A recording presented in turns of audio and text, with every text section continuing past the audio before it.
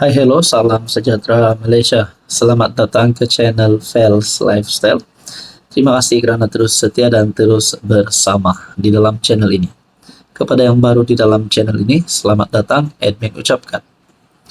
Tuan-tuan dan puan, ada satu berita yang telah menarik perhatian ramai orang.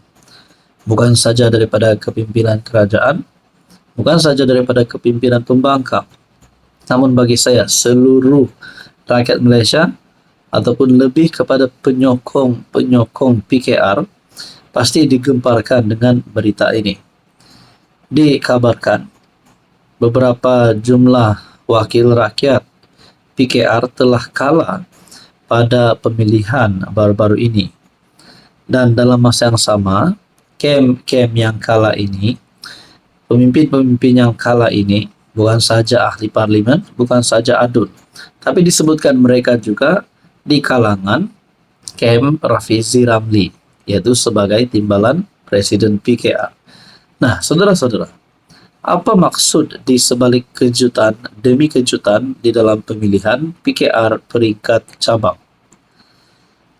Penganalisa politik Universiti Malaya Profesor Dr. Awang Azman Awang Pawi berpandangan bahawa kejutan-kejutan yang berlaku dalam sesi pemilihan cabang PKR boleh disifatkan dari beberapa sudut. Pertama, merupakan syarat daripada akar umbi. Akar umbi kini mahukan pemimpin yang lebih mendengar suara mereka dan mendekati isu rakyat secara langsung. Menteri Sumber Asli dan Kelestarian Alam Sekitar, Nik Ahmad, tewas di kawasan yang diwakili beliau, Setiawangsa. Timbalan Menteri Peralihan Tenaga dan Transformasi Air, Akmal Nasrullah Muhammad Nasir, tersungkur di Johor Bahru yang diwakilinya. Timbalan Menteri Belia dan Sukan, Adam Adli, tewas di Hang Tuah Jaya. Seorang lagi, Timbalan Menteri Perpaduan Negara, K. Saraswati, tewas dalam percubaan memenangi cabang Bukit Bintang. Pemilihan PKR di peringkat cabang pada tahun ini memperlihatkan beberapa tren. Pertama, kemenangan ketua tanpa pasukannya. Kedua, kebanyakan yang kalah adalah dari pasukan yang menyokong timbalan Presiden Rafizi Ramli. Ramai daripada mereka terdiri daripada ahli parlimen, anggota jemaah menteri dan ahli exco kerajaan negeri. Nah, saudara-saudara, apa yang buat saya tertanya-tanya? Sekiranya ahli parlimen dan adun yang kalah pada pemilihan PKR lebih-lebih lagi di kawasan sendiri menurut artikel ini, adakah dengan ini mereka sebenarnya tidak layak untuk menjadi wakil rakyat di kawasan itu? Ataupun sebenarnya mereka ini tidak bekerja? Nah, itu menjadi pertanyaan saya. Nah, kalau mereka ini benar-benar tidak bekerja, sama ada di kawasan mereka ataupun di dalam kabinet, sebagai menteri, sebagai jemaah menteri di dalam kabinet, adakah mereka perlu disingkirkan? Nah, begitu juga antara pertanyaan paling utama saya adalah Rafizi Ramli. Disebutkan bagi kebanyakan yang kalah adalah dari pasukan yang menyokong timbalan Presiden Rafizi Ramli. Adakah dengan ini Rafizi Ramli dan kem beliau ini sebenarnya tidak mempunyai impak yang kuat di dalam PKR? Adakah mereka ini sebenarnya sepatutnya tidak berada di dalam parti PKR? Mungkinkah kalau mereka tiba-tiba sabotaj, andai katalah mereka sabotaj, Rafizi Ramli membawa kem beliau keluar daripada PKR dan membentuk parti baru? Itu pun mungkin boleh jadi juga, tapi mungkin agak mustahil juga Rafizi berani lakukan perkara sedemikian. Nah, saudara-saudara, berkaitan dengan pemilihan PKR baru-baru ini, apa komen Anda? Hai hello, salam sejahtera Malaysia. Selamat datang ke channel Fels Lifestyle. Terima kasih kerana terus setia dan terus bersama di dalam channel ini. Saudara-saudara yang saya hormati, pilihan raya negeri ke-17 Sabah pada tahun ini semakin hari semakin hangat ceritanya. Sudah mulai merasakan bahang-bahang berkempen pilihan raya negeri ke-17 pada tahun ini. Kalau rakyat Sabah menonton video ini, kalau kita dengar Pai Ulung, itulah antara perkara yang kita pernah dengar sebelum ini, yaitu Pai Ulung. Pai Ulung dan strategi PRN Sabah. Bung Mokhtar Radin pasti mahu elak silap strategi terutama dalam bentuk kerjasama dengan parti lain pada PRN.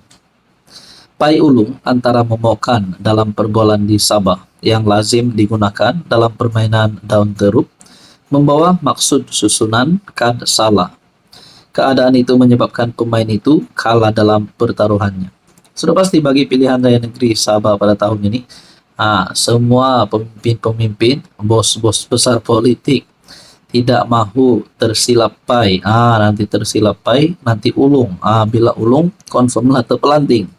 Nah, tuan-tuan dan puan, Bung Mokhtar sebagai Ketua Perhubungan UMNO Sabah telah membuat kenyataan akan bergabung bersama PH bagi mendepani pilihan raya negeri Sabah ke-17. Bila kita fikir balik, PH di peringkat persekutuan, manakala GRS pada hari ini bersama-sama dengan Sabah di dalam kerajaan negeri Sabah tidak mempunyai hubungan yang baik dengan UMNO Sabah yang dipimpin Bung Mokhtar. Pendek kata, Bung Mokhtar dan Haji Jinor tidak dalam kapal yang sama. Tapi dalam masa yang sama, Bung Mokhtar mahu bekerja sama dengan PH. Manakala GRS pula di peringkat persekutuan bersama-sama dengan PH. Persoalan yang saya nak timbulkan di sini, bukan pasal Pai Ulung ataupun Pai tidak Ulung.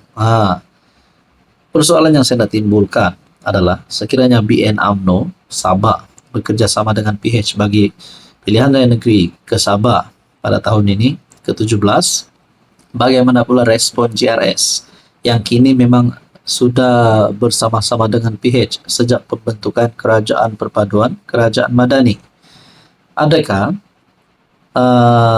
BN UMNO Sabah perlu menjernihkan hubungan bersama GRS, barulah kerjasama ini akan semakin kuat?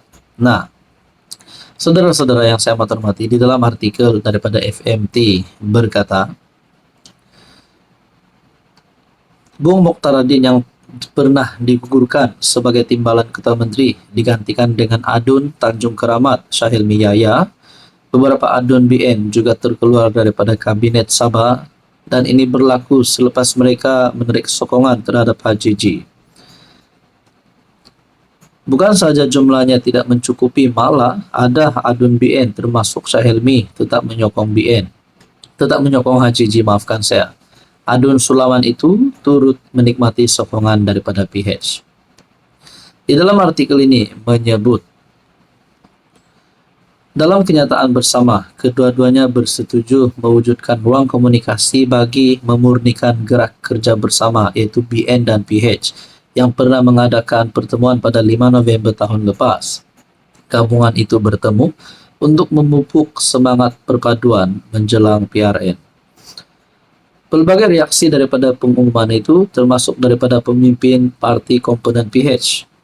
Ketua Penerangan PKR Sabah, Razif Rakimin, menyatakan, meski menyambut baik, beliau menggesa BN menjernihkan hubungan dengan JRS.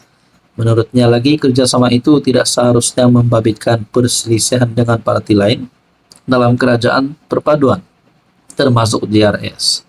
Ketua DAP Sabah pun mengeluarkan kenyataan. Jadi saudara-saudara yang saya hormati, berkaitan dengan ini, adakah Bung Mokhtar sanggup untuk menjernihkan hubungan bersama JRS bagi mendepani pilihan negeri Sabah ke-17?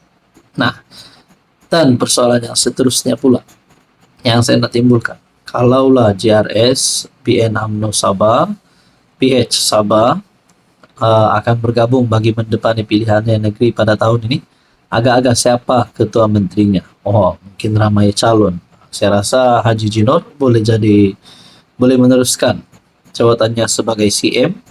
Bung Mokhtar pun kalau tak silap Pai, kalau tidak Pai Ulung, mungkin boleh juga agak-agaknya. Jadi saudara-saudara, Anda rasa siapa yang boleh jadi Ketua Menteri Sabah yang baru? Silakan komen di bawah.